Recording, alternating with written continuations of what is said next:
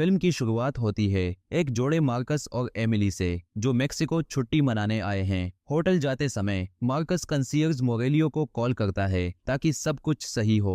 पता चलता है कि वह एमिली को प्रपोज करने की योजना बना रहा है। जब वे होटल में चेक इन करते हैं तो उन्हें पता चलता है कि उनका कमरा बाढ़ में डूबा हुआ है क्योंकि ऊपर वाले राष्ट्रपति सूट में जोड़े ने अपना जकूजी ओवरफ्लो कर दिया है। मार्कस एक और कमरा लेने की कोशिश करता है लेकिन मोरेलियो केवल पास के एक स्टार होटल का कमरा दे सकता है। और भी खराब तब होता है जब मोरेलियो गलती से बताता है कि मार्कस प्रपोज करने वाला है। कोई विकल्प न देखकर मार्कस वहीं एमिली को प्रपोज करता है और वह हाँ कहती है। वाइल्ड और बेफिक्र जोड़ा रॉन और काइला उनकी खुशी में शामिल होते हैं और उन्हें राष्ट्रपति सूट में अपने साथ रहने के लिए आमंत्रित करते हैं, जिसे मार्कस और एमिली अनिच्छा से स्वीकार करते हैं। दोनों जोड़े साथ में राष्ट्रपति सूट में समय बिताते हैं, जहां रॉन और काइला बताते हैं कि उन्होंने अपनी सारी बचत इस छुट्टी पर खर्च कर दी है। फिर वे मार्कस और एमिली को मार्गरेटा देते हैं, लेकिन पता चलता है कि ग्लास के किनारे पर जो नमक है वह असल में कोकीन है। मार्कस उन पर गुस्सा होता है, लेकिन रॉन और काइला सोचते हैं कि वह मजाक कर रहा है। बाद में मार्कस और एमिली व्हेल वॉचिंग क्रूज पर जाते हैं, लेकिन पता चलता है कि उस बोट में पर्यटकों की भीड़ है। रॉन और काइला उन्हें अपने किराए की नाव पर बाहर जाने का निमंत्रण देते हैं और वे साथ में जाते हैं। रॉन मार्कस को नाव चलाने देता है, लेकिन मार्कस आगे पत्थरों को देख नहीं पाता और नाव पलट जाती है। चारों को एयरलिफ्ट कर बचाया जाता है। मार्कस बार बार माफी मांगता है, लेकिन रॉन और काइला इसे शानदार अनुभव मानते हैं। जोड़े पूरे सप्ताह पार्टी करते हैं। आखिरी रात वे बीच पर होते हैं, जहां मार्कस कहता है कि वह रॉन से मिलने खुश है। रॉन उसका माथा चूमता है और कहता है कि यह सबसे बड़ा सम्मान है। मार्कस सोचता है कि बियर की बोतल कैसे हटाई जाए, तो रॉन एक खेल पेश करता है जिसमें वह बोतल को मार्कस के सिर पर गोली मारकर गिरा देता है। जब मार्कस भी ऐसा करने की कोशिश करता है तो गोली काइला के सिर के पास लग जाती है। जोड़े साथ साथ बीच पर चलते हैं। मार्कस बताता है कि एमिली का पिता उसे पसंद नहीं करता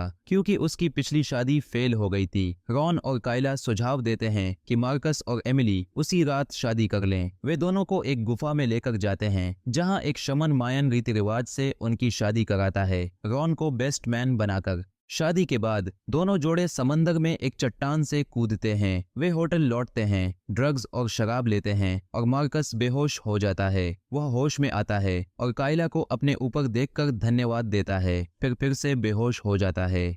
अगले दिन मार्कस और एमिली हैंगओवर में एयरपोर्ट जाते हैं। वहां रॉन और काइला पहले से मौजूद हैं और वे मजाक में सुरक्षा कर्मियों के सामने उनके ड्रग स्मगलिंग का मजाक उड़ाते हैं। वे दोस्ती जारी रखना चाहते हैं, लेकिन मार्कस और एमिली फोन खराब होने का बहाना बनाते हैं। रॉन मार्कस को अपना बिजनेस कार्ड देता है और वे अलविदा कहते हैं। बाद में मार्कस एमिली से पूछता है क्या उसे पिछली रात कुछ याद है। वह कहती है कि सब कुछ धुंधला है। 7 महीने बाद मार्कस और एमिली अपनी शादी की तैयारी कर रहे हैं। मार्कस, जो एक कंस्ट्रक्शन कंपनी चलाता है, पाता है कि उसके कर्मचारी उसके लिए एक सूट खरीद चुके हैं। वह दुखी होता है क्योंकि एमिली के माता पिता शादी को निजी रखना चाहते हैं। शादी के स्थान पर पहुंचकर मार्कस आश्चर्यचकित होता है कि एमिली के माता पिता ने सारे रिश्तेदार और दोस्त बुला लिए हैं। वे एमिली की मां सूजन द्वारा स्वागत किए जाते हैं, जबकि एमिली अपनी दादी फिलिस की देखभाल कर रही होती है, जो व्हील चेयर पर हैं। मार्कस एमिली के पिता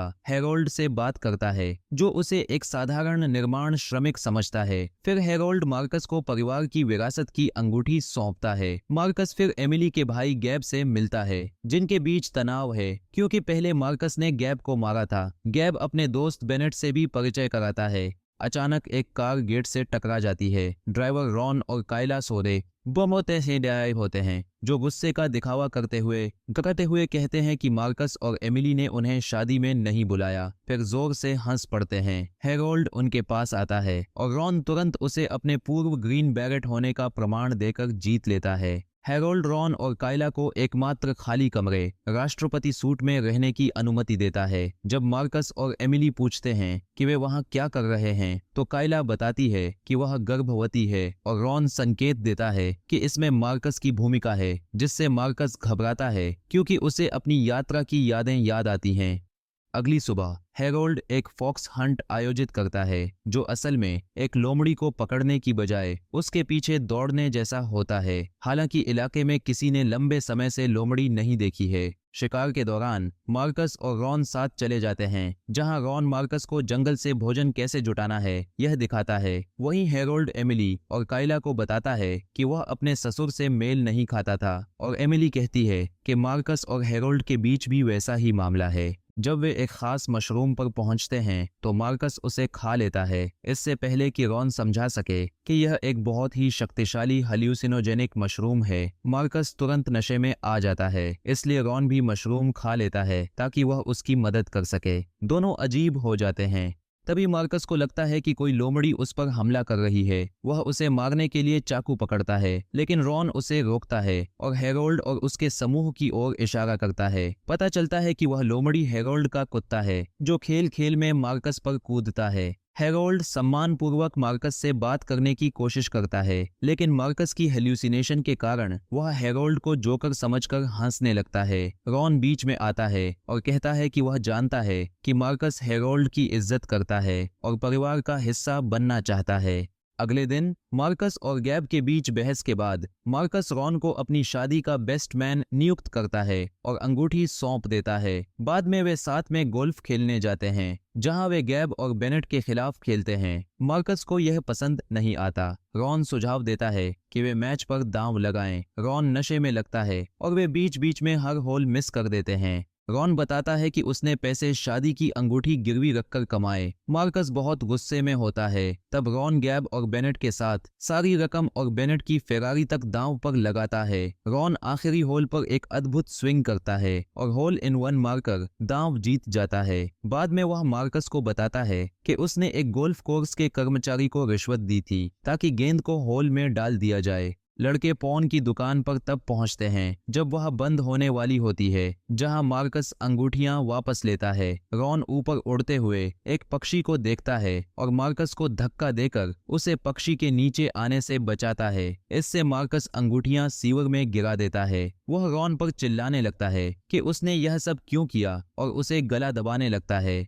रॉन मार्कस को बताता है कि उसने काइला की प्रेगनेंसी में मदद की क्योंकि डॉक्टरों ने कहा था कि वह बांझ है, जिससे लगता है कि मार्कस काइला के बच्चे का पिता है। उस रात परिवार एक पार्टी करता है जहां मार्कस के कंस्ट्रक्शन वर्कर आते हैं क्योंकि रॉन ने उन्हें बुलाया था। रॉन और काइला स्टेज पर जाकर सबको बताते हैं कि मार्कस ने उनकी संतान प्राप्ति में मदद की, लेकिन काइला की बात पूरी होने से पहले मार्कस अपनी गलती स्वीकार करता है और बताता है कि वह ही काइला के बच्चे का पिता है क्योंकि उनके बीच ड्रग्स के प्रभाव में सेक्स हुआ था। काइला फिर बताती है कि असल पिता रॉन है और वे बस यह घोषणा करना चाहते थे कि वे बच्चे का नाम मार्कस के नाम पर रखना चाहते हैं। जब जोड़े ने क्लिफ डाइव किया था तो रॉन का मानना है कि पानी में गिरने का असर उसके शुक्राणुओं को ठीक कर गया। हेरोल्ड गुस्से में मार्कस को धोखा देने के लिए डांटता है, लेकिन एमिली सामने आकर स्वीकार करती है कि उसने काइला के साथ समय बिताया था और वे बस मार्कस के ऊपर थे।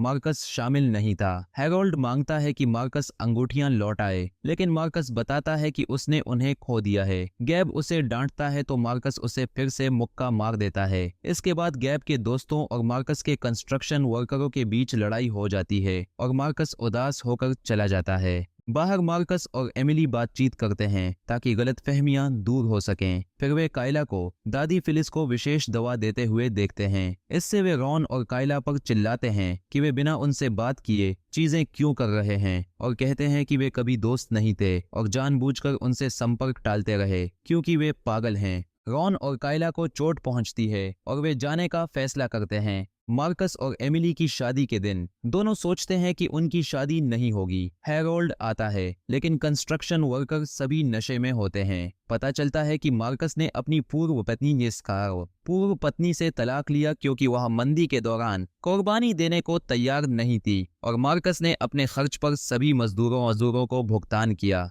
हेरोल्ड स्वीकार करता है कि वह मार्कस के प्रति सख्त था, लेकिन अब उसे एक और मौका देना चाहता है, जिसे मार्कस स्वीकार करता है। एमिली को दादी फिलिस मिलती हैं, जो अब चल सकती हैं कायला की दवा की वजह से। दादी एमिली को कायला का पत्र और तोहफा देती हैं, जिसमें शादी खराब करने के लिए माफी मांगते हुए लिखा होता है कि वे सबसे अच्छे दोस्त थे, खासकर क्योंकि रॉन का सबसे अच्छा दोस्त गुजर चुका था और उसने तब तक किसी और से ऐसा रिश्ता नहीं बनाया जब तक मार्कस से नहीं मिला। डिब्बे में वे शादी की अंगूठियां मिलती हैं, जिन्हें रॉन ने सुबह सीवर में खोजा था। मार्कस और एमिली को बुरा लगता है और वे रॉन और कायला को खोजने निकलते हैं। एमिली को याद आता है कि कायला ने कहा था कि वे वॉफल हाउस जाना पसंद करते हैं, इसलिए वे कई वॉफल हाउस पर जाकर अंत में रॉन और कायला को ढूंढ लेते हैं। दोनों अभी भी नाराज होते हैं तो मार्कस और एमिली उनसे माफी मांगते हैं। मार्कस रॉन के माथे पर किस करता है, वे उन्हें माफ कर देते हैं और फिर भी चाहते हैं कि उनका बच्चा मार्कस के नाम पर रखा जाए। वे शादी में जाने के लिए सहमत होते हैं, बशर्ते कि मार्कस और एमिली उनकी शादी में भी जाएं। कुछ महीनों बाद मार्कस और एमिली परिवार के साथ मेक्सिको की गुफा में लौटते हैं ताकि रॉन और कायला की शादी देख सकें। फिर जोड़े फिर से क्लिफ से समुद्र में कूदते हैं। समाप्त। देखने के लिए धन्यवाद।